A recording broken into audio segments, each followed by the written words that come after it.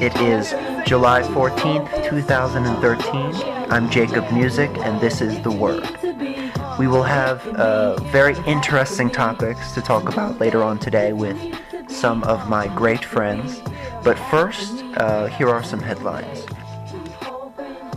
Glee star Corey Monteith is dead. The star, who played Finn on the show, had left a rehab facility earlier this year. It was known that he was struggling with addiction. He was 31 years old. Barbadian pop star Rihanna could face severe financial penalties in the millions of dollars due to missing a deposition related to financial disputes with former managers. Rihanna's latest release is Right Now, the fourth official single to be released from the album Unapologetic. So far, the song has peaked at 63 in America. Former neighborhood watchman George Zimmerman has been acquitted of second-degree murder and manslaughter for the killing of Trayvon Martin. Zimmerman's victim was 17 at the time of the shooting. Amanda Bynes has released a statement on Twitter that she is bald and feels like a cancer patient. In recent months, Bynes has been known more for bizarre behavior rather than her career of acting. Bynes' debut hip-hop record is currently in production. A Delaware man, Frank J. Short, has been arrested after he threw a glob of his own semen onto a 20-year-old female shopper. The victim was texting when Mr. Short walked past and said, "Excuse me." Seconds later, she felt that her buttocks, thighs, and her feet were wet. After that, she realized that she was being followed. After the chase occurred and he was apprehended, he had initially told police that he had spit on the woman because he found her attractive. It is unknown if Mr. Short carried the semen in a container or ejaculated directly onto the victim. A Chicago area teenager has threatened mass homicide if George Zimmerman were to be found not guilty. The boy, named Mark, is 15. He was found by the local police department to possess no weapons to carry out the homicide. Media Takeout is reporting that George Zimmerman, newly acquitted, is now being accused of sexually assaulting two young girls aged 6. When contacted for comment on the story, Zimmerman's legal defense responded, "The content of this statement is not relevant to the issues of the case." Various celebrities responded on Twitter to the verdict in the Zimmerman v. State trial. Rihanna called it the saddest news ever. Kim Kardashian tweeted, #NoJustice. Lil Wayne tweeted, "I pray for my kids and yours." Sierra tweeted, "Whenever someone has done wrong, they will have to face it no matter what." The verdict brought Kelly Rowland to tears, according to her. Miley Cyrus felt sick. Finally, Bill Maher issued this statement. "This is America. What do you expect? The only thing you aren't allowed to kill is a fetus." That was The Word headlines for today, July 14th, 2013. We will be back with a variety of topics after this break. Okay, and you're back to The Word Weekend. I'm Jakob Music, and today I have a great panelist returning, one of my best friends, Elizabeth. Hey, how are you? Hey, Jacob, I'm doing well. How are you? So, I've been on a cruise, so it seems like we've been away from each other for quite some time. So how was your week? It's been great. I've been cleaning the house, and I've been taking care of my dogs, and relaxing, and, enjoying the summer and the hot weather, so it's been fun. Awesome. Well, it sounds very nice. I know that your sister's dogs are quite rambunctious. Yes, they don't let me sleep a lot, so I'm very excited to clean my house eventually, because I am quite sleep deprived, and I'm tired of yelling, and I hope I don't lose my voice. Well, I understand that. I completely understand that. For those of you that don't know, I just took the past week to go on a beautiful, breathtaking, once-in-a-lifetime cruise that departed Florida and went to Jamaica, Haiti, and Mexico, and I saw things that I never thought I would ever see in my entire life. Just outstanding, just amazing. I don't even really know what to say. It just gave me the opportunity to recharge the way that that I needed. You know, I could do whatever I want. I had no obligations. You know, I went there with my family. For the most part, we got along really well, but I just saw so much beauty. And I'm very grateful for that, and I hope that it is something that everyone gets to do, to take a vacation that they really like, and I hope that you get a chance to do it too, because that was the land of your people. That was Latin America. Okay,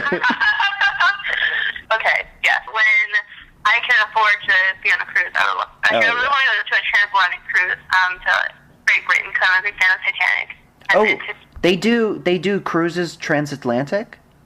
Yeah, the Queen Mary too. They have like transatlantic cruises. Well, not cruises. They're cruises to Southampton and to New York, back and forth. Oh, that's so cool. My grandparents went on the Queen Mary too. But actually, awesome. the Queen Mary 2 used to be the biggest cruise ship. Well, guess what the biggest cruise ship is now?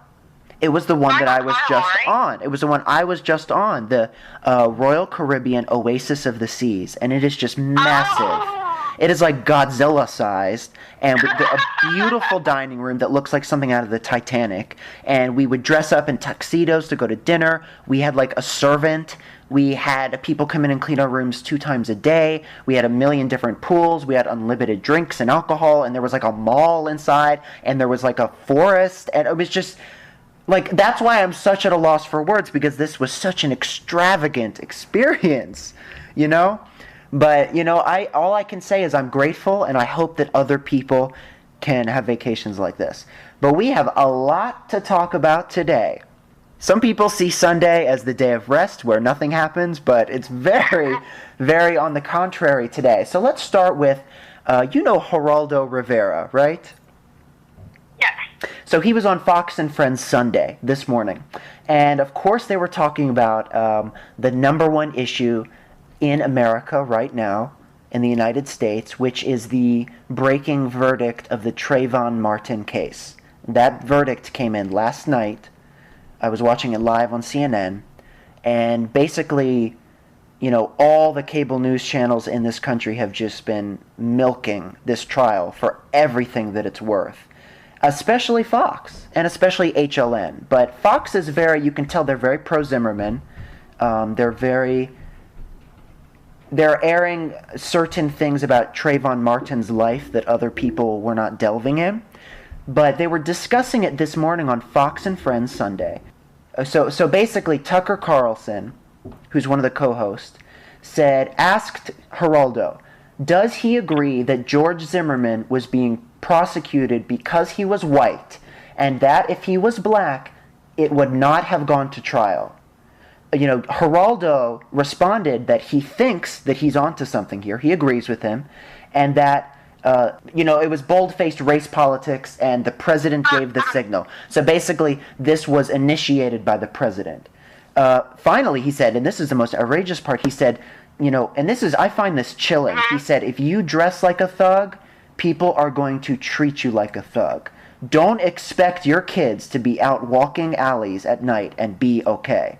And then, so he went on to say, Tucker Carlson then started speaking, and he called Jesse Jackson and Al Sharpton, who've been very prominent in this case, he called them hustlers and pimps who are living off of and inflaming racial tensions.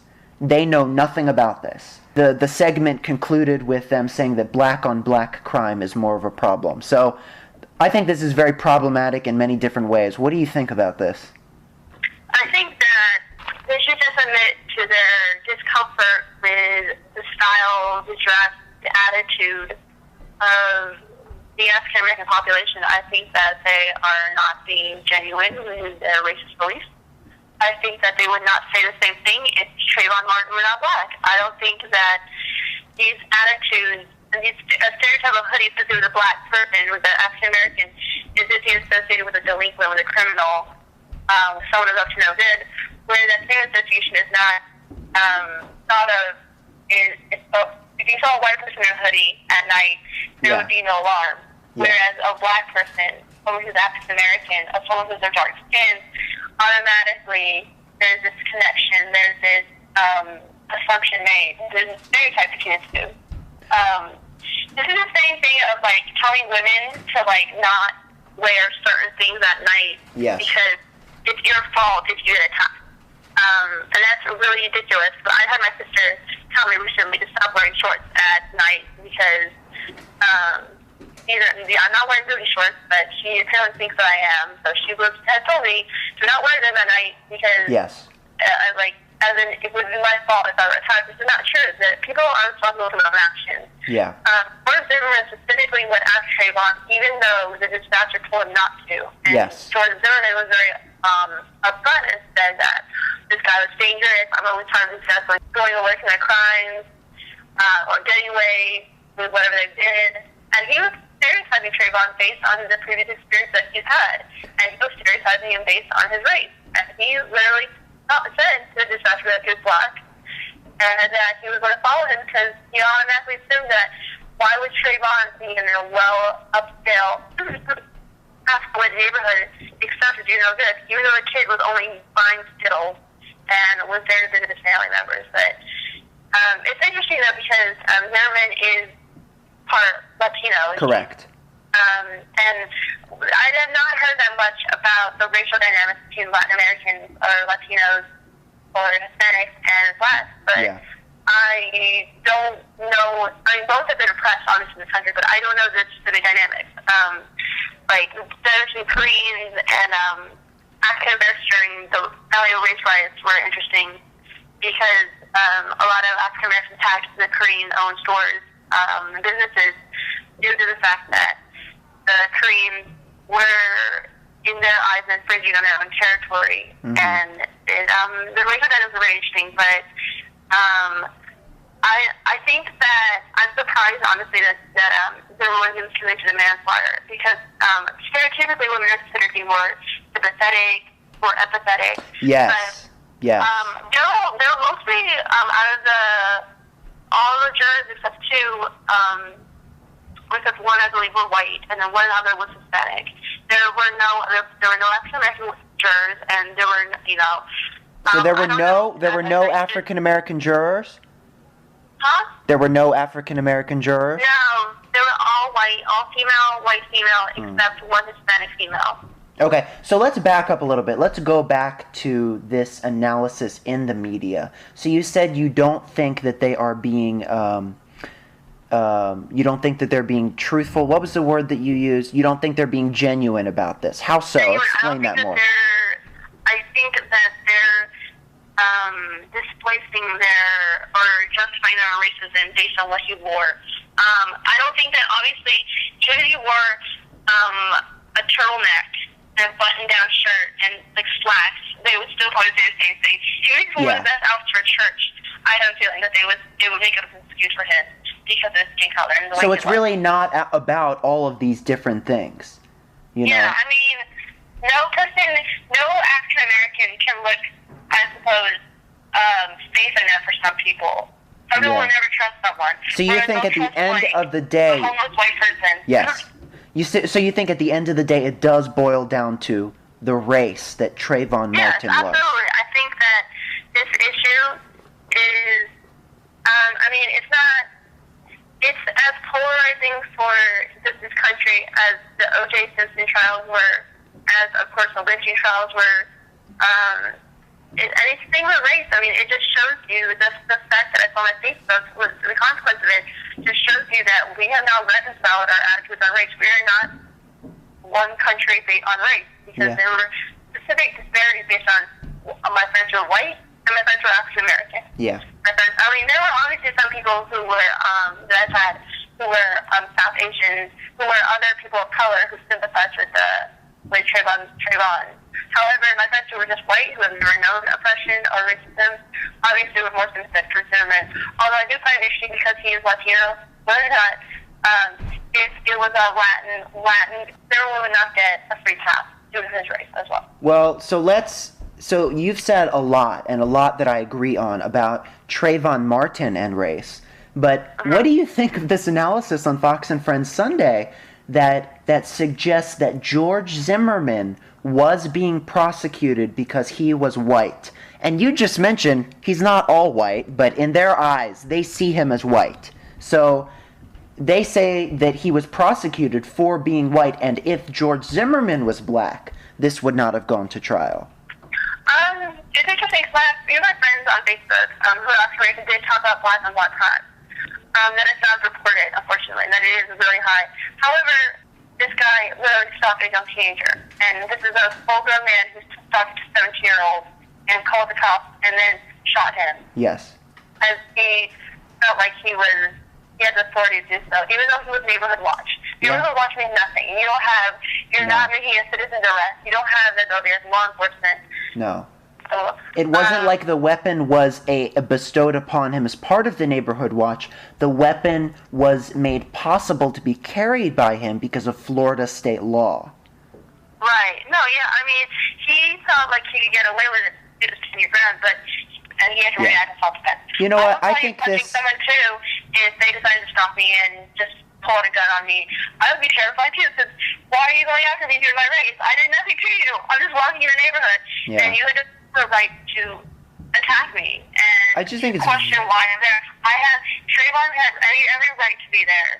Yeah. He should not have to feel like he cannot go anywhere because of his race. And that's sad. That's indicative of the racial climate here that certain people of color cannot move around freely due to stereotypes, due to fear from others. Yeah. They're not animals, and we should not treat them like animals. They're people first, and people need to know we have not come this far, unfortunately, from days of the 60s and 70s, 50s, 60s, and 70s, if we're still having issues of who is considered appropriate yes. in a certain area. I have to say something about this because I think this is really outrageous. The way that not only, Tucker Carlson, Geraldo, Fox and Friends Sunday hosts, Fox in general, and really what they're trying to do is they're all trying to make the white community, the white people listening, think that they are the ones being victimized in this situation. And that just boggles me. Because it's not even like Trayvon Martin being shot as an isolated case. I mean, police violence against African Americans, it's not even like it's a secret. It's not something that's new. So for them to be able to so skillfully recast this as almost a threat to white people is bizarre. And I think it's infuriating that they would go on here and they would act as if they are the victims in this and that this was some sort of conspiracy. And they do this with religion as well. I mean, in the sort of Christian nationalist movement, a mindset of victimization has really been inculcated to the point where, despite the fact that Christianity is the majority religion of this nation, they feel like they are persecuted. They are a persecuted minority, and that could not be farther from the truth. I think this is just a manifestation of the same thing. So let's move on to when they talked about dress. Okay, I've wore a hoodie. You've wore a hoodie. You wore something that resembled a hoodie and wasn't a hoodie, And so does that make us eligible to be, picked out and seen as suspicious? I mean, that's such a flimsy reason when it's been one of the most worn items. The association with African American hoodies is gangsta, is a hood, is everything that white Americans have seen in movies and music and have been conditioned to be scared of and to fear. Yes.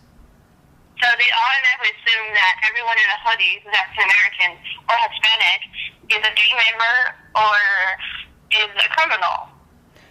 And that's a very negative association. And it's very sad that someone in a hoodie, and I love wearing hoodies, by the way, cannot wear one because there's this negative association that they can't wear something that's comfort to them.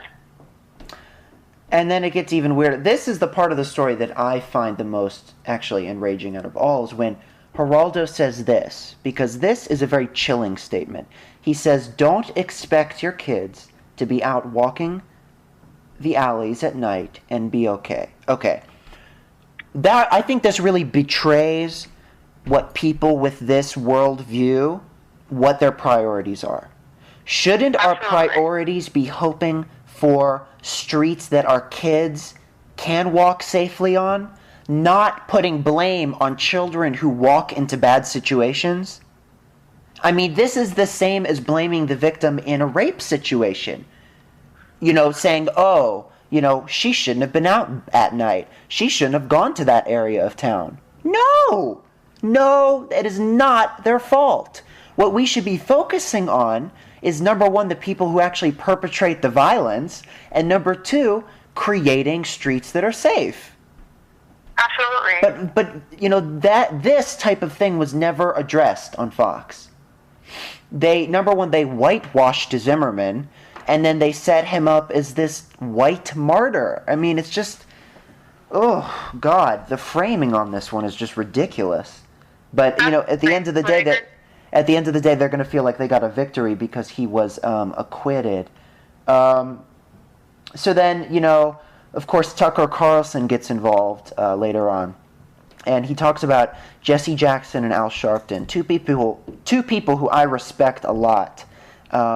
If I was alive in 1984 and 1988, I would have voted for Jesse Jackson in the Democratic primaries. If I was a voting member in 2004, I would have voted for Al Sharpton. However, I am a little bit disappointed with Al Sharpton because ever since becoming an MSNBC host, it seems like he's just a hack for the president. But Tucker Carlson calls them hustlers and pimps who make a living of inflaming racial tensions. I mean, I disagree with that. What do you think about that? Do you agree? Hello? White male with a bow tie. He has no right to speak because he's white privilege. Oh. I mean, I'm not the biggest fan of Jesse Jackson or Sharpton, but I don't think it's right to call them hustlers and pimps. I believe that's stereotypical, and I believe that's really racist. And I am actually big fans of both of them. But the thing is here, I think it does have a very. It's so funny because they're denying the validity of a anti-black sentiment in the Zimmerman case. Yet at the same time, Tucker Carlson invokes very specific and racialized language when speaking about these two. He calls them hustlers and pimps. I mean, those are two of the biggest stereotypes that African American men have seen in media images in the past 100 years. So I just want to draw into question the fact that he used this imagery, and I don't think that it was an accident, you know? It's like they almost want us to say, oh no, black on black crime is bigger, just look over here, pay attention to that. But this was not black on black crime. So this is not even applicable to this case. And I think most lawyers would agree with that. Absolutely, absolutely. Okay, so let's move on to our second story. So do you know who Eric Erickson is? Hello? Can you hear me?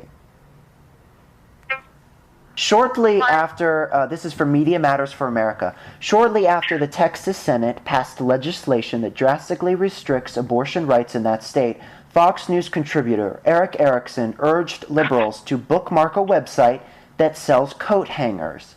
The Texas legislation, which was previously stalled by a filibuster on the Senate floor, mandates new regulations that would force all but 5 of the 47 clinics providing abortions in the state to close. And Texas medical associations have expressed opposition to the bill, saying it is not based on sound science and does not promote women's health. In response to the Texas Senate's passage of the bill, which, you know, if you know a little bit about abortion history, before abortion was legalized in the United States, abortions were performed unsafely, very unsafely, with coat hangers.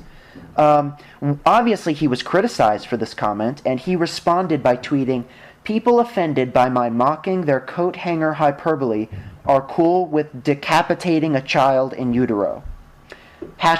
#perspective. Erickson has produced a long list of sexist comments, recently claiming that female breadwinners conflict with biology and the natural world and are tearing society apart.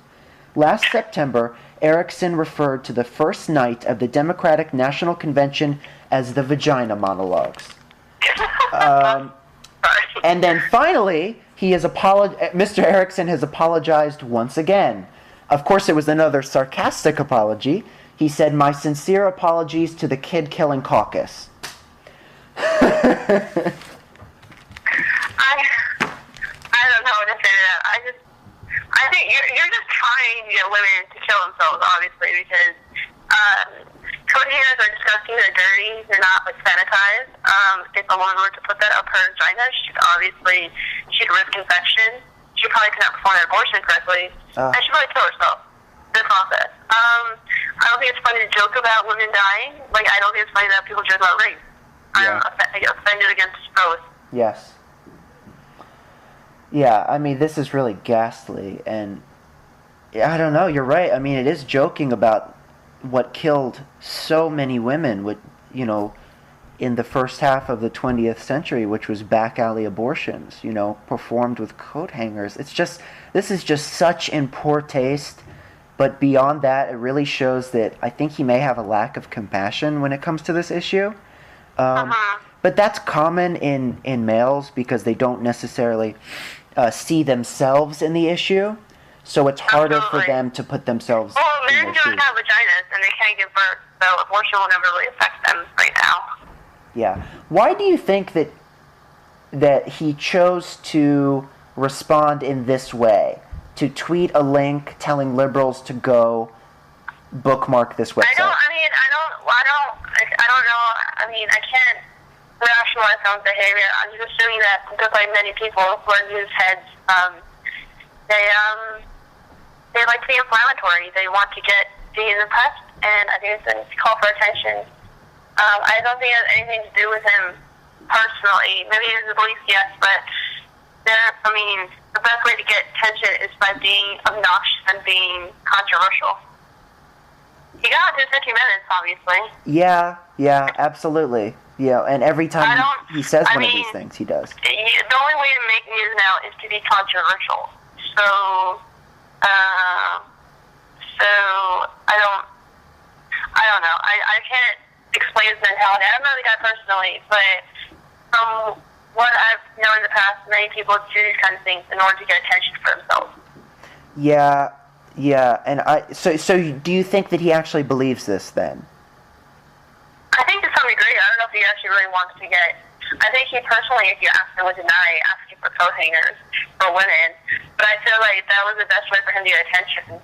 And being obnoxious, yeah, that gives you a lot of attention. Being controversial. But I can't provide insight into his mentality because I don't know the guy. And I don't want to make a judgment about someone until I know them. Yes.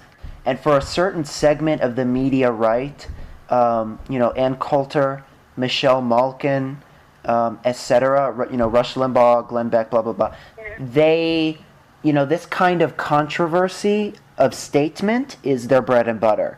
So I think he's just trying to go up into their orbit, or he just sees himself as being part of their tradition, Yeah, and Coulter is Michelle Malkin, Coulter especially, she's like literally crazy.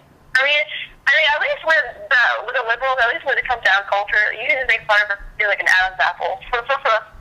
Yeah, but I don't think that's a substantive critique of her. Yeah, well, I mean, people, unfortunately, it's sophomoric, but what she has said about other people, about but I get it, because how else can you respond? Because she just said such outlandish things. So interesting that female breadwinners conflict with what he calls biology, the natural world, and that females working are tearing society apart.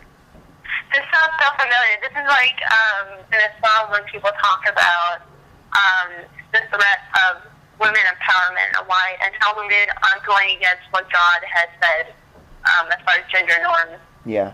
And that men should take care of the house and men should do this and that. And women have a responsibility to take care of the home and be stay-at-home mothers because that's what God has declared and designed to sexes, that the sexes are not equal but complementary.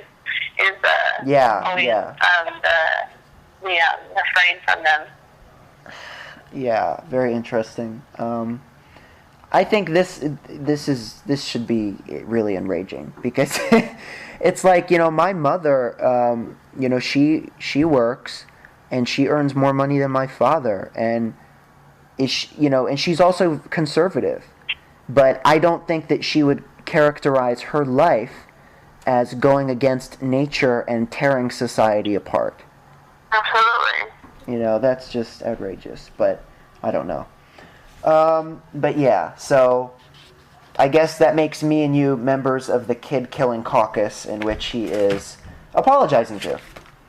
Okay, well, we're going to take a break here, and we will be back to talk about diversity breakdowns on Sunday morning talk shows. Here's a hint: they are still white, conservative, and male. We'll see you on the other end. And we're back to the word weekend.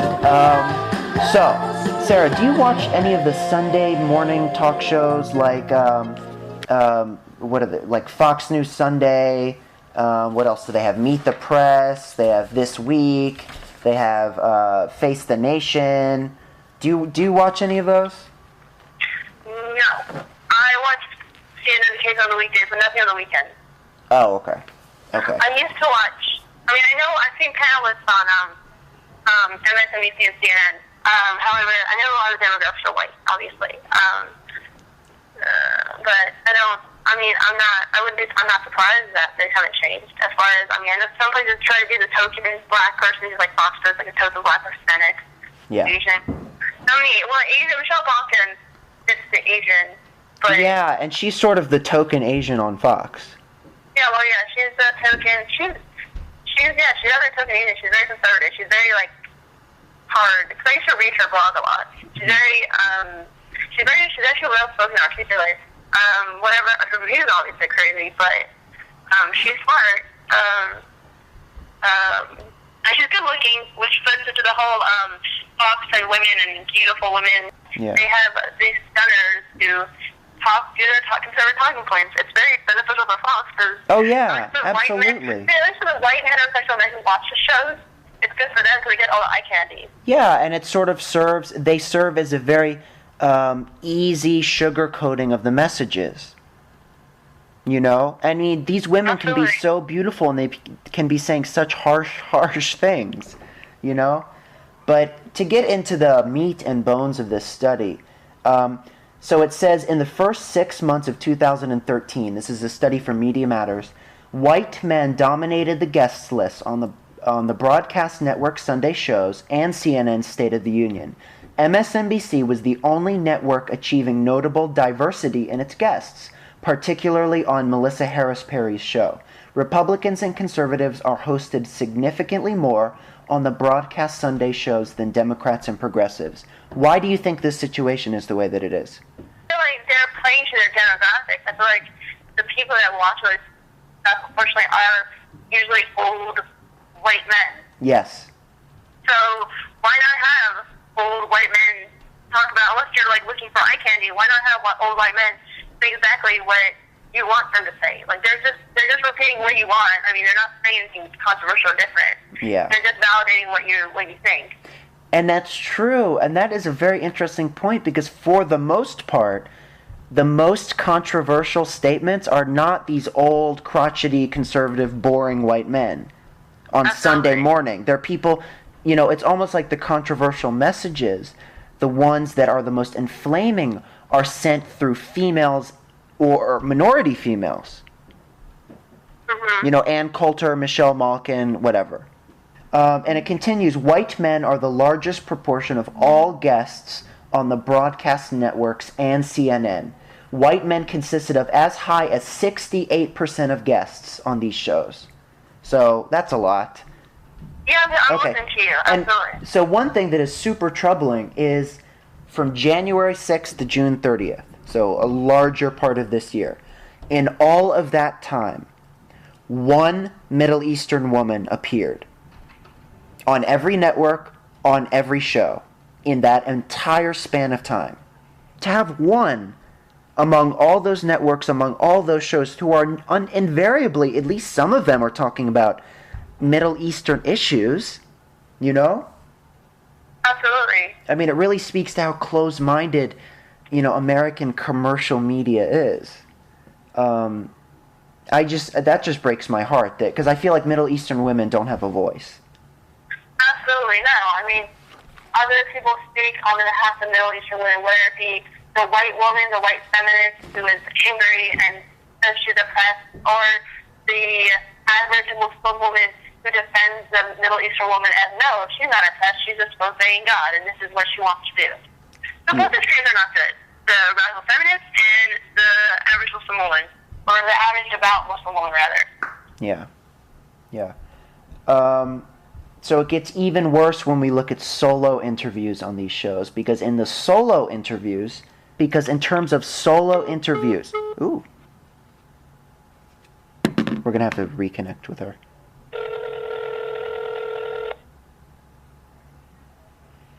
During that amount of time, from January to June, a grand total of 0 Middle Eastern women appeared.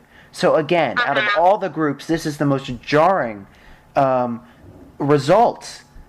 It's just so weird. It almost seems like, and now I'm looking at these hard numbers and I'm realizing that it's the truth. My experience of watching American cable news and American news media, I cannot recall the last time I saw a Middle Eastern woman. I feel like they don't have a voice in this media setup, because American foreign policy critiques, Islam because of its, violations.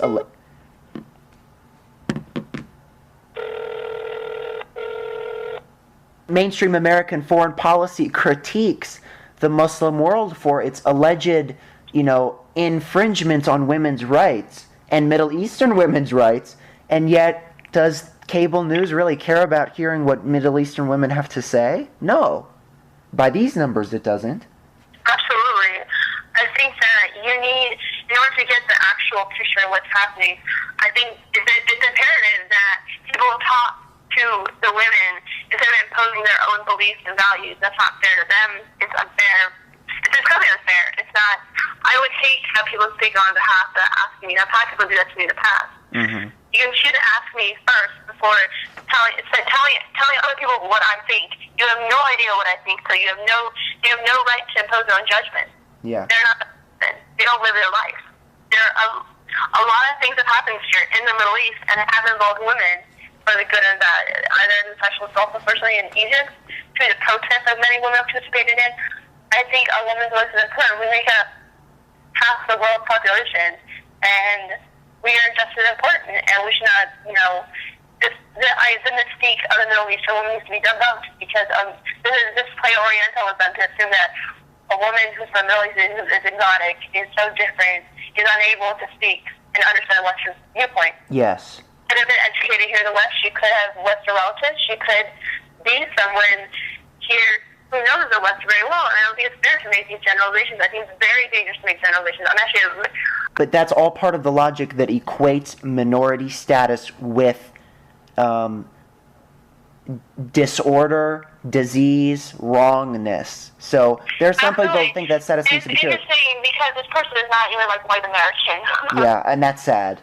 But double consciousness. And it was really flabbergasted because. I mean, imagine if someone said, "Hey, Asian bitch," to you. I dislike it. I find it disgusting. I find it to be racist, and I don't tolerate it at all. And I don't want to be associated with anyone who uses this kind of terminology.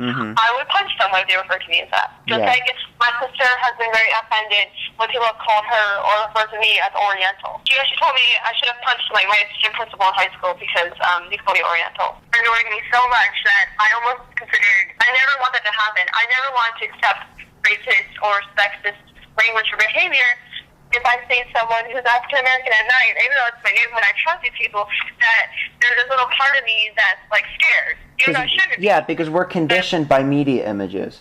Yeah, because by media images, it's annoying that I feel it, and it bothers me because at least I'm acknowledging it that it bothers me, but the fact that it has to bother me is frustrating. It's very sad for me. And I want you to overcome it. But yeah, you see these media images, and you have to go out of your comfort zone and trust people. You cannot. I've had to learn that through time and forcing myself to actually get to know someone beyond generalizations, beyond stereotypes. And that's why it hurt me when someone told me why can't you generalize people? In all sincerity, he was genuine, and I was just flabbergasted. get representatives of your group out into the media to speak with their own voice. And when we look at this data, the only people who white women, men of color, and women of color have is MSNBC, because the rest of the broadcast networks, they represent a super majority of white men. Everyone but white men has this smaller media access. And that's a big part of controlling the images. More statistics that are very depressing. In terms of guests on these Sunday shows, from January 6th to June 30th, 2013, there were, let me go run through some percentages. Latino women, 0%. Asian American men, 0%. Asian American women, 0%. Middle Eastern men, 0%. Middle Eastern women, 0%. My question is, how can you even be claiming to represent the world that we live in and not include a single representative of that group, of any of those groups? I have no idea. I mean, to be honest. And I knew it was a problem, but I didn't know it was really as bad as these statistics have shown it to be. I mean, this is ghastly. The study goes on to, in terms of solo interviews on the Sunday shows, 0% Asian American men. There was actually 1% Asian American women here. And it does say that the person was of the left, so it probably was not Michelle Malkin. And 1% Middle Eastern men and 0% Middle Eastern women. And it also continues, broadcast networks continue to host a majority of Republicans and conservatives overall. And the data, if you look at it as a whole, breaks down like this. In terms of ideology, CBS's Face the Nation, ABC's This Week, NBC's Meet the Press, all are essentially ideologically neutral. But Fox News Sunday is, I mean, as we can predict, is ideologically conservative. So I think that's probably surprising no one. But it is interesting that the three broadcast network shows, CBS, ABC, and NBC, they have such a drought of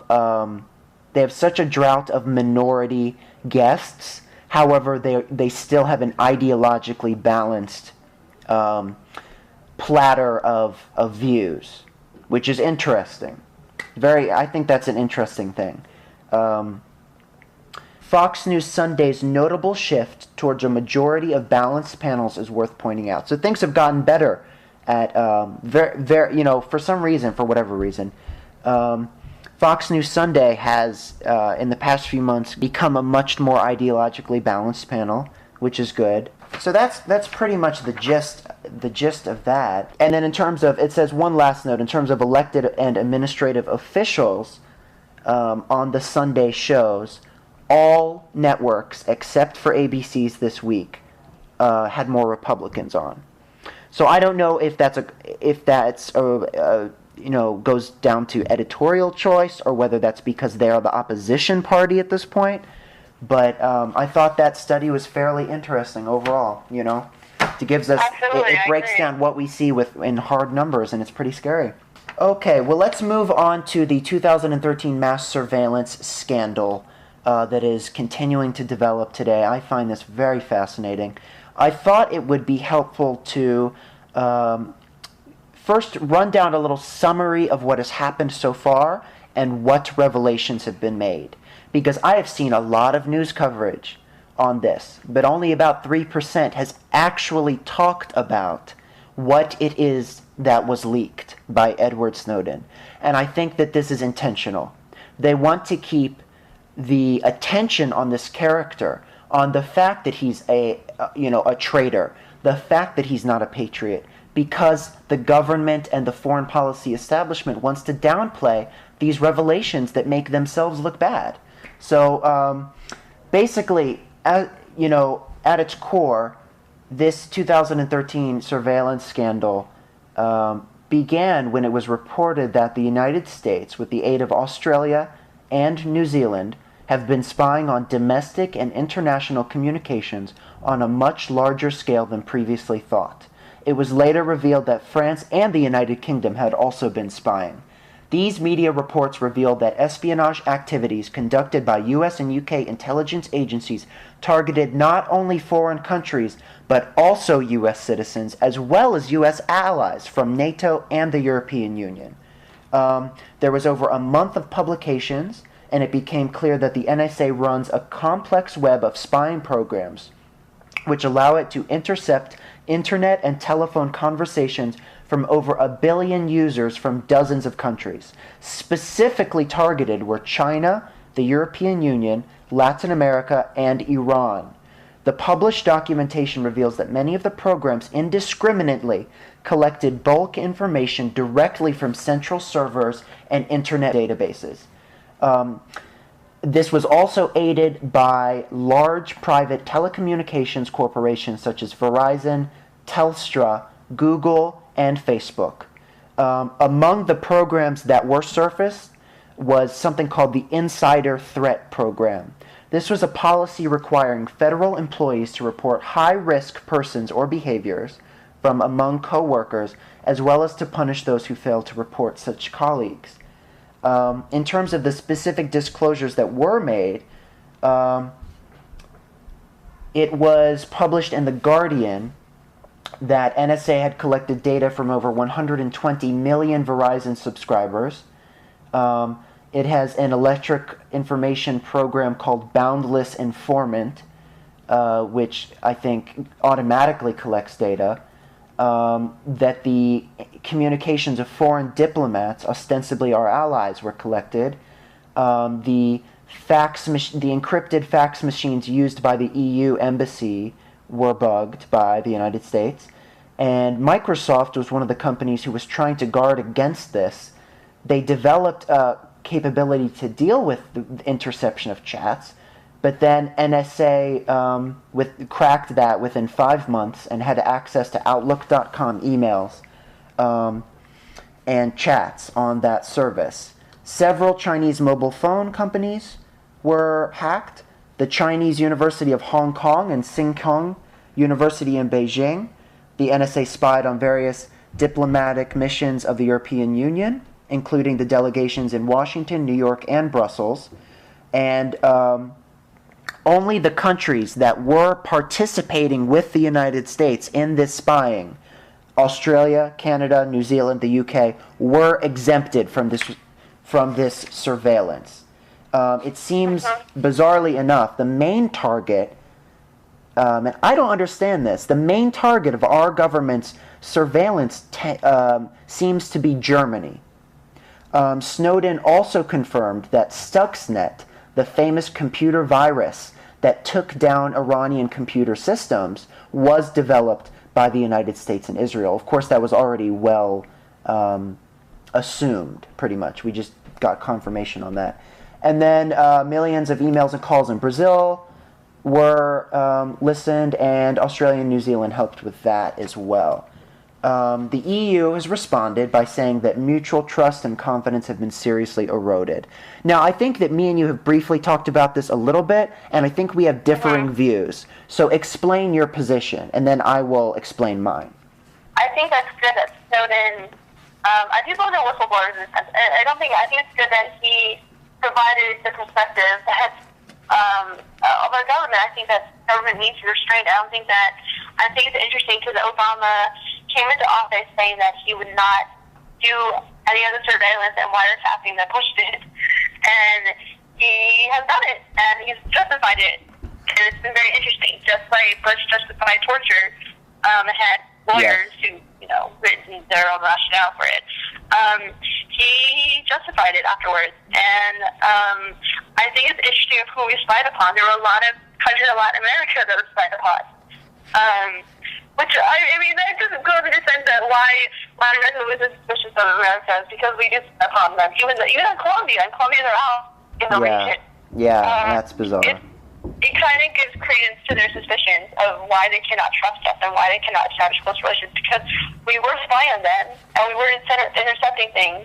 I don't think it was conspiracy. I think that it's interesting that Obama justified it, considering that he's supposed to be the progressive member, or he's supposed to be the progressive president, yes, who supports civil liberties, and he's supposed to be different from Bush. Yeah. And, I mean, I think in that case, yes, Snowden was right. I do think that he will be prosecuted when he returns here. I don't know where he plans on going. A lot of different countries have offered him asylum, including Russia. And, of course, some countries in Latin America, Venezuela and Bolivia being two of them. Yeah. Yeah. So we'll see. But no, I mean, I do support him. I mean, I remember what you and I were talking about, and I have to change my opinion. I support what you're saying. Yeah. Yeah, I agree with everything. With you. Yeah, I agree with everything you just said, and I think the thing is, I understand where it could have been like a knee-jerk reaction the other way that a lot of people have had, because if you do watch Fox, MSNBC, and CNN, people like Edward Snowden, people like Julian Assange, people like Bradley Manning, they come off as basically Osama bin Laden lights. You know, they are trashed, and there is no. Well, I mean, definitely Manning. I don't know if Snowden will get charged with what Manning will get, but I think Manning is definitely getting charged like under the Espionage Act, which I think carries the death penalty. Well, he may as well be dead with everything that he's gone through. Well, he's getting court-martialed right now. So, I mean, the judge will determine, the judge, not the jury, will determine, in court-martial case, will determine his penalty. Yes. I will show whether or not he serves in prison for life or gets a death penalty. I believe under the Espionage Act, though, if you are convicted under spying or treason, you, like other countries, you might get the death penalty. I mean, the Espionage Act has been in law for many, many, many years.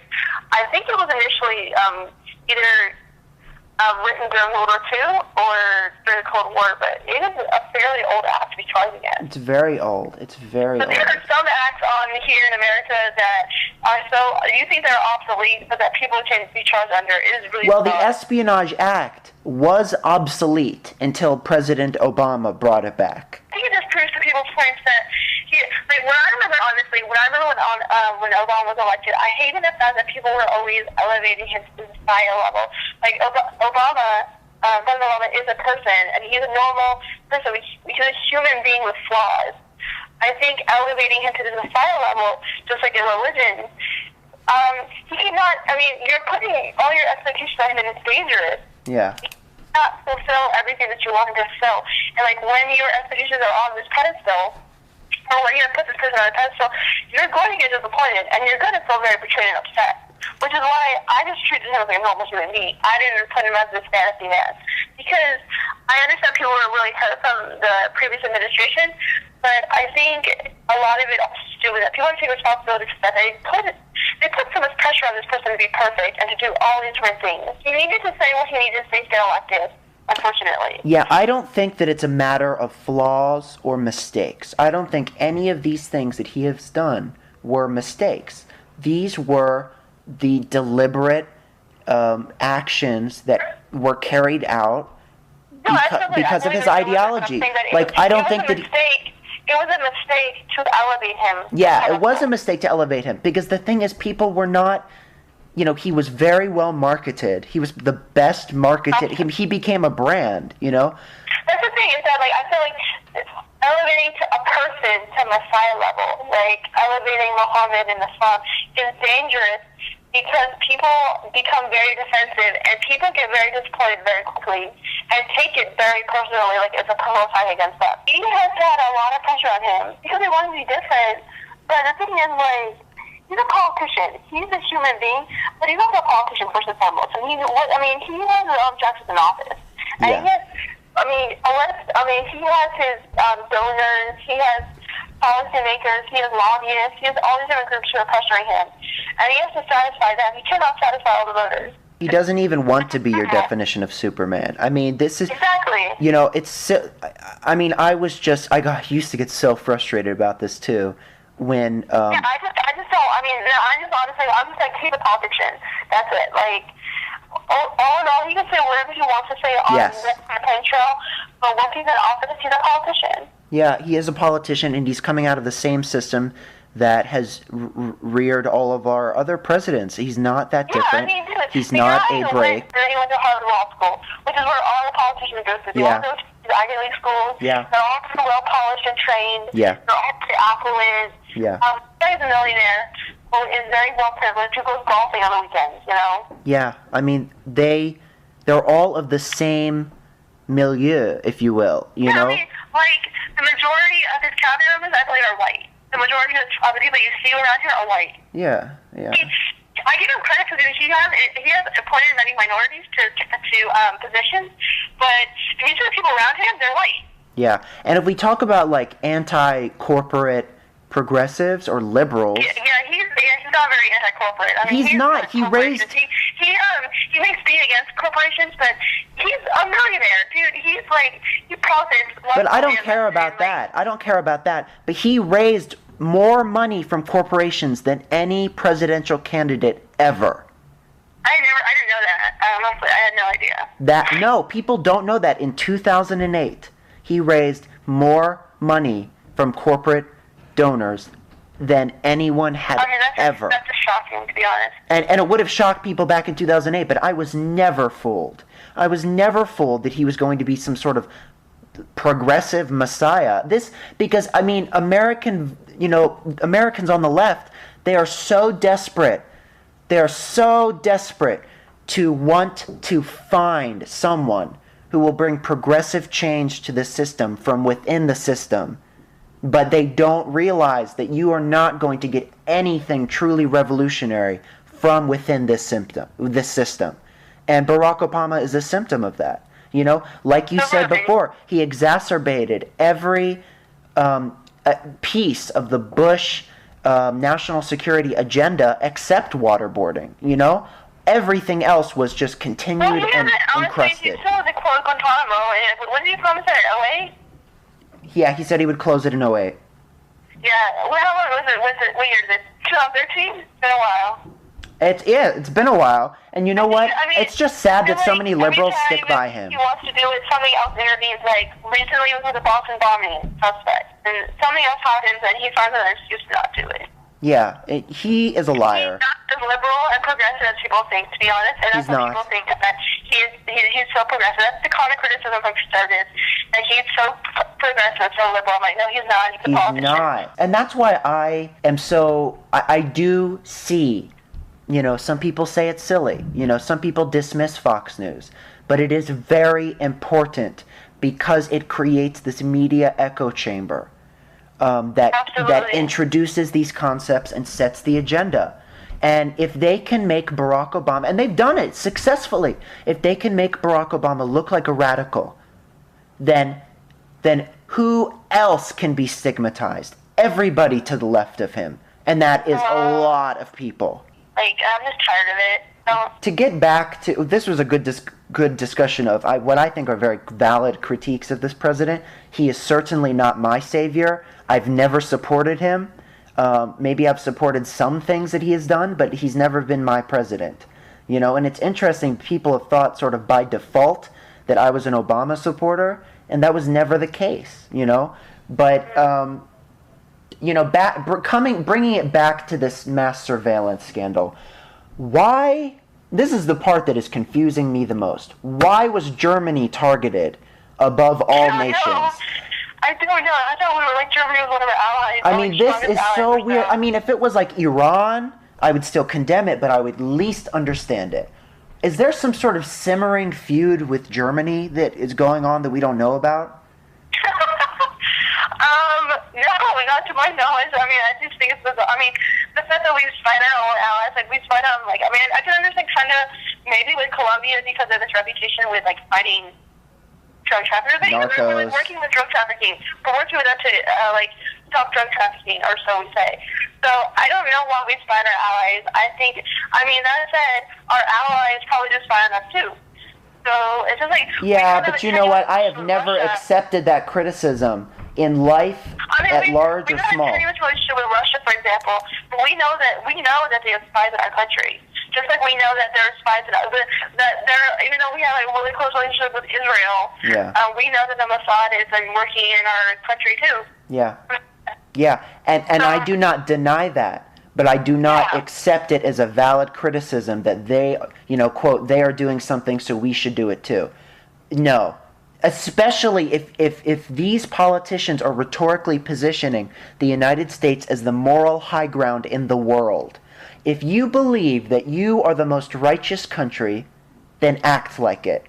And if you don't believe it, then still don't spy.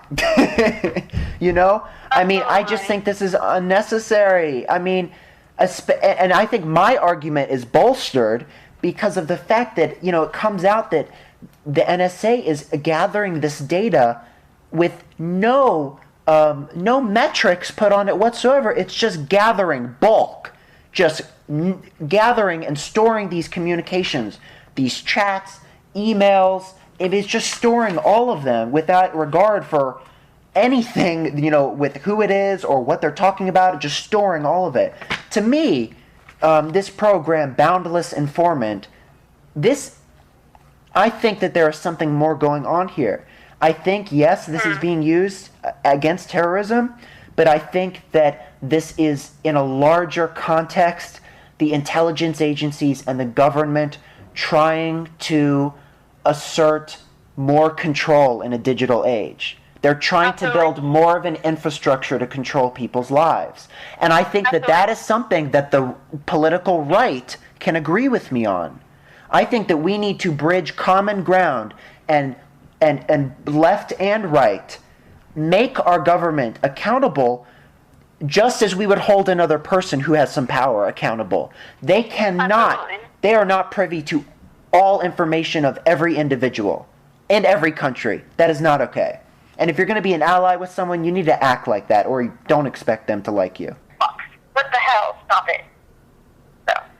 God. But anyways, back to NSA mass surveillance. Some of the odds and ends in this article included the fact that we were hacking a European Union encrypted fax machine, and we also hacked a Chinese university. What makes us, as a country, think that we have the right to do this? And these aren't even political targets. A fax machine and a university? I mean, the weirdest thing, we like spy on, like, people going to the library. Like, unless they're looking at child porn, I don't think we should have the right to look at what people are doing in the library. Yeah, and you know, I was a librarian for many years, and oh my God, really? That's awesome. Yeah, during the Bush administration, things really changed. As soon as the Patriot Act sort of became law, and the government had authority to request any and all library records, we just started we set a feature so ours would automatically delete in the county so they could not be retrieved to protect our patrons' privacy. You know, which I think was a pretty cool move. Obviously it probably pissed off the Bush administration, but it really showed that there was some resistance back then, you know? And it really just made me respect librarians and the Howard County Library as a whole. But it sucks that they had to go to those types of measures just to protect themselves. But, okay, well, we're going to take a break, and when we come right back, we're going to talk about Glenn Beck, okay? Okay, and we're back with the Word Weekend. We have a very interesting article for Media Matters here called Glenn Beck's Moon Made of Cheese. So, there's really no cheese here. Oh, that's real? The moon of cheese is not real. However, what I'm about to describe to you may sound surreal, and no, I assure you that it actually did happen. So basically it says, the right-wing showman launches his American Dreams lab with a lunar spectacle, moon-themed, in Salt Lake City. 2 hours after a monsoon rain drenched and darkened Salt Lake Valley, and with weather reports still threatening an evening chance of thunderstorms, there was a typo in the article, Beck's fans celebrated the divine thumbs up in the clouds.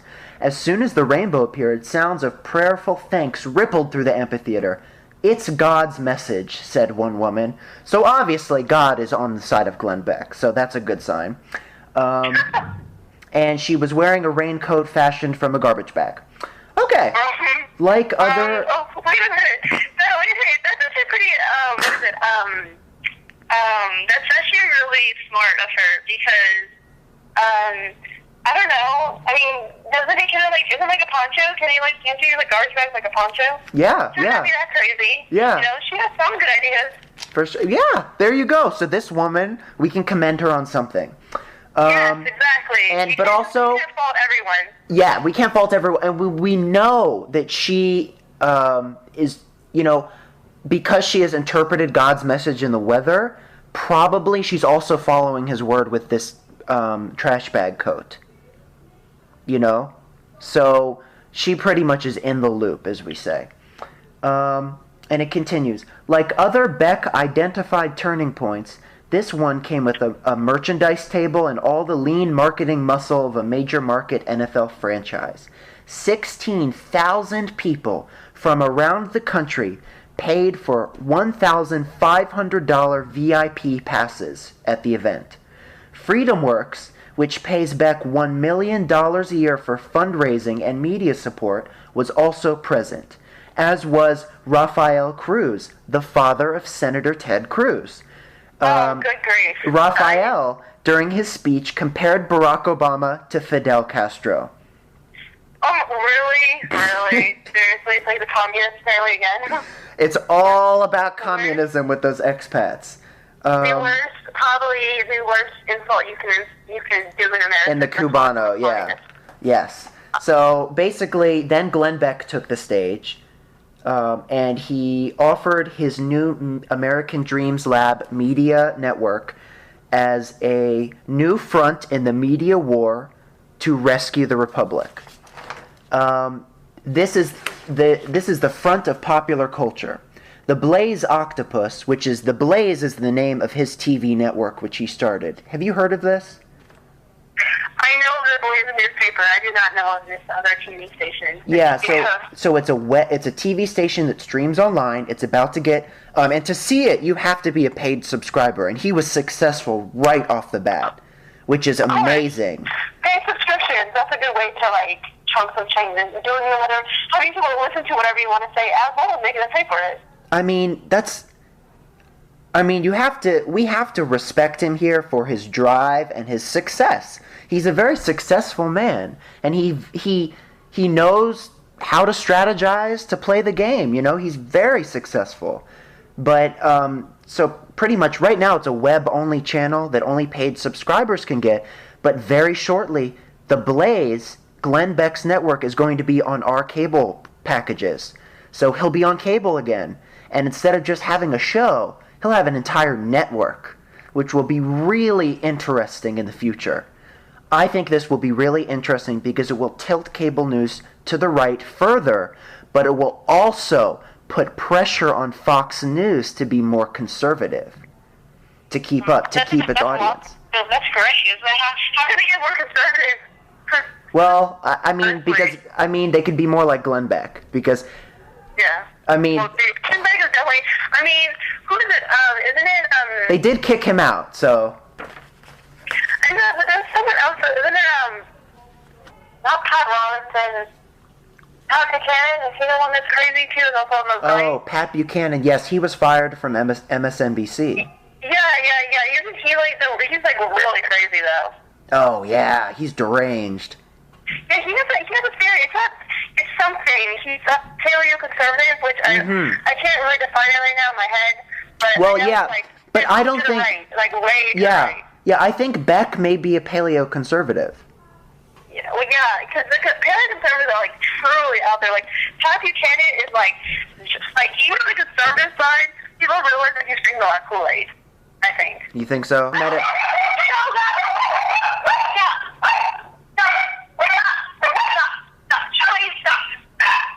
apologize. Stop it. Stop. So anyways, what was I going to say about Pat? Yeah, I've never met I've never met a conservative who liked Pat Buchanan. But I do know, Stop. Yes, I'm here. But really the only reason he's still in the eye is because he writes these controversial books and he says racist and anti-immigrant statements. exactly. I think the certain environment of the anti-immigrant sentiment, it appeals to a certain demographic here. Yeah, that's true. I mean, I tell a lot of my friends when they want to come here, like, be very careful because there is this anti-immigrant discourse. Yes, so you need to know the reality here is that there are a lot of people who will discriminate you and judge you based on your ethnicity. They only care what your ethnicity. They don't care about you speaking Spanish. Like, yeah. It's very sad, but I mean, immigrants throughout U.S. history have been discriminated against. This is just right now it's Latinos, but in the past it was like Jews, it was Germans, it was Chinese, it was African Americans, it was everyone and anyone except white people. Except English people. White people Well, no. It was a lot of the ethnicities that we consider white today. Yeah, I mean, like the Irish were discriminating against people that were not originally British, I suppose. Exactly. Or other ethnicities came through, and other races came through. Yes. But back to Glenn Beck. So this is sort of his. What this really was the rollout of his mainstream media entertainment side of his company, as opposed to the Blaze News part. This is him trying to put forward his message through very mild mainstream entertainment products. He said it would function more like a faceless corporate movie studio, with him deliberately lowering his profile in the interest of growth. Over a violin accompaniment, Beck told of the young company's origins and his desire to basically become the new Walt Disney. He appeared like a carnival MC from another age. He was banding about making Wizard of Oz references, and there was it seemed like it was some sort of circus, and there was trapeze artists and a man in the moon. So he was kind of like the ringleader, which is something we've all known him to be. He's just really literalizing that role. And then he played this film called, that I guess is the first production of his company, that's called The Man in the Moon, which was a history of the Earth as told by the Man in the Moon. And guess who plays the Man in the Moon? Glenn Beck. And he also plays himself. So this stars Glenn Beck as himself and Glenn Beck as the Man in the Moon. And it's kind of a merging of biblical and American history.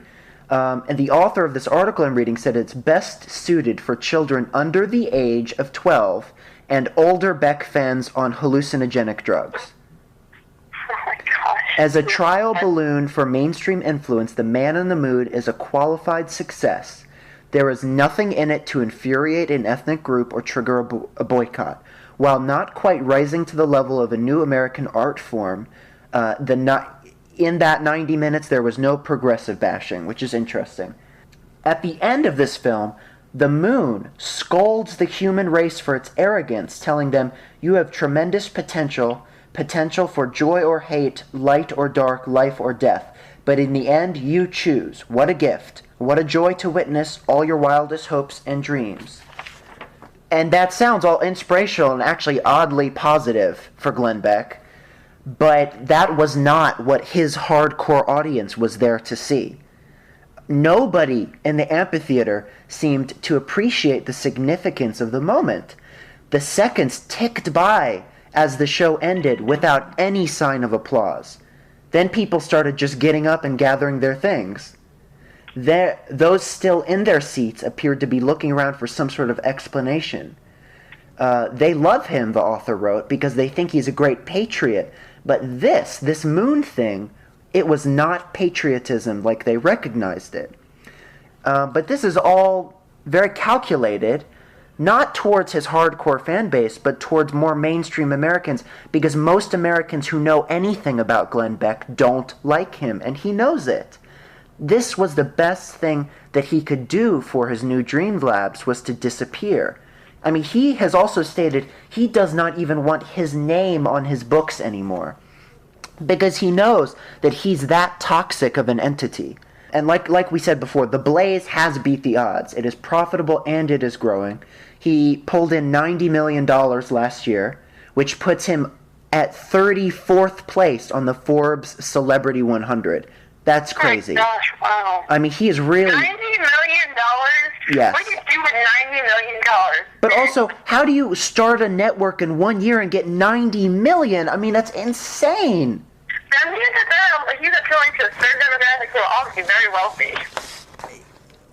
But I don't think they all are. I think they're just dedicated, you know? They're dedicated, and they're still pretty... Look at Rush Limbaugh. He appeals to just, I think, most conservatives across all socioeconomic backgrounds, and yeah. I mean, he's very popular. I mean, it's crazy. Like Fox News, they at least have like 2 million people listen to Bill O'Reilly. It's just crazy. Yeah, Fox News has better ratings than CNN and MSNBC combined. Yeah. This goes on to say, American Dream Labs is Beck's stealth bomber, designed to avoid tripping liberal media radar and penetrate deep into mainstream America. There was also an educational component to this event, and it featured it went back towards the normal. It featured his usual gang of anti-gay clergy, free market ideologues, and evangelical propagandists. One of his best friends is Reverend Ken Hutcherson, who is a very anti-gay African-American preacher. And if you other conservatives, whether or not they're internalized through their own oppression by supporting policies that obviously do not benefit them whatsoever. Going on, well, this is somebody named Smith is saying this. I don't know if this is... Yes, this is that reverend once again. His specialty is to go into black communities and provide conservative religious messaging. And he instructs black conservatives to do this. Don't ever use the word conservative or Republican to describe yourself. Always say you're a Frederick Douglass Republican. I've never ever heard that terminology, and I think it's a disgrace to Frederick Douglass, by the way, who taught himself to read and freed himself from slavery. Well, according to Reverend, I don't know, Smith, Frederick Douglass is the key to defeating the race card. That logic is just fail. Yeah. Fail. So if you come across any black conservatives and they respond like this, no, I'm not a Republican, I'm a Frederick Douglass Republican, you know where that's coming from. Smith says it's a powerful offensive technique guaranteed to gain control of the narrative. Well, that's scary. And then also, I don't know if you know about the novelist Brad Thor. Have you heard of him? No, I've never heard He's very popular. He's a billionaire. Let me tell you, as my time as a librarian, his libraries were madly popular. He came down to this event to support, and he is throwing huge amounts of money into Glenn Beck's project. And Beck asked him to talk about politics, which resulted in the spectacle of a visibly uncomfortable Brad Thor making dated comments about the Maoist Anita Dunn and the communist Van Jones. Sensing that his talk was in shambles, he rerouted and pulled out a sheet of one-liners in the structure of Jeff Foxworthy's You Might Be a Redneck routine. After the last of these, you may be a progressive if, blah, blah, blah, blah, blah, Thor again grew serious and expounded on the difference between socialism and communism for this audience. A good chunk of which were taking notes, because, this information is not available elsewhere. He said that socialism is when someone chooses to live under a system of social equality and dictatorship, and communism what comes after you've lived under a dictator so long, you evolve to the point where you're no longer hardwired to be selfish, as God willed. Mm-hmm. Does not sound negative to me. Except the dictatorship part. I'm not really for selfishness. When you mention God, it's always a justification at some point that you're going to say, and it follows after something you said it's going to be offensive.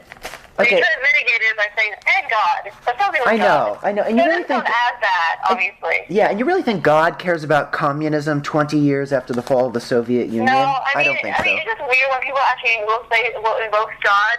Well, because they know they're trying to use it as like a card. They're trying to be like, okay, I know what I'm going to say is going to be racist, homophobic, sexist or something. However, if I use a God card, no one can call me out on it. Because It's like, you know what, this needs to be, if people are going to say the phrase the race card, we should use the God card. Exactly. So Mr. Brad Thor is pulling a God card. That is what's going on. Absolutely. But, so... I think it's very game, to be honest. I think it's very game. Which, Sheldon, stop. Stop. Sheldon, stop. Stop. Stop. Stop. Stop. basically, they say that they're fighting the...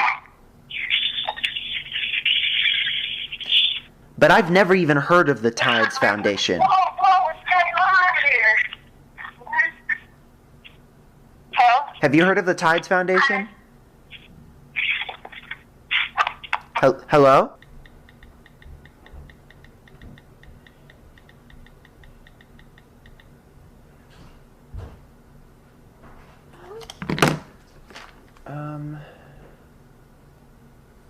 I just need to read a little bit more if we can get that in.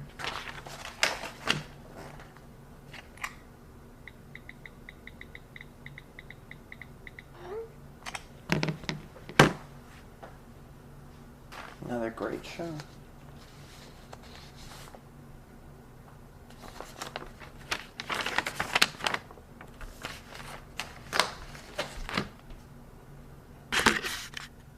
Oops, I'm still... Okay, and that's all we have time for today. It was quite a doozy recording this. We didn't get to some of the topics. I apologize for that. But I think it was a pretty good show. So if you want to contact me, as always, you can through my Facebook page. My name is Jakob Music, and on Facebook there's a little dash, Miller, at the end of that. And Elizabeth, if they would like to contact you, what should they do? They should contact me by contacting you, because you can provide me with their information to contact me. Okay, if you have any questions for Elizabeth, you can run them through me. Okay, everyone? Have a wonderful week. Until next time, thank you very much, Elizabeth. Thank you so much. It was a pleasure to have your company. Thank you. It was a pleasure to have you on the show again. Of course, I'm always here. And hopefully I see you soon, okay? I hope so. Okay. Thank you very much. Bye, everybody. Bye. No, but this is wrong. Get rid of all this. I don't want to see all this. It's making me nervous. Okay. And the word "the" is spelled wrong in the prompter. What are you doing? If one more person opens that door, I'm going to nail that door shut during the show. Who is that hovering in the hallway? Opening the door and hovering. I don't want to hover. Jeez. They're hovering and opening and closing. All right. Don't hover at me. God. And every time you flip the screen from an element to the monitor, I get some Hispanic-looking man on the screen. I don't know who he is, but he's been on my prompter the whole night. Oh, my God. This is a train wreck. Okay. Why is this new tonight, guys? It's not new tonight. He gave this... No. But he gave the speech yesterday. That's the Fox way of doing things?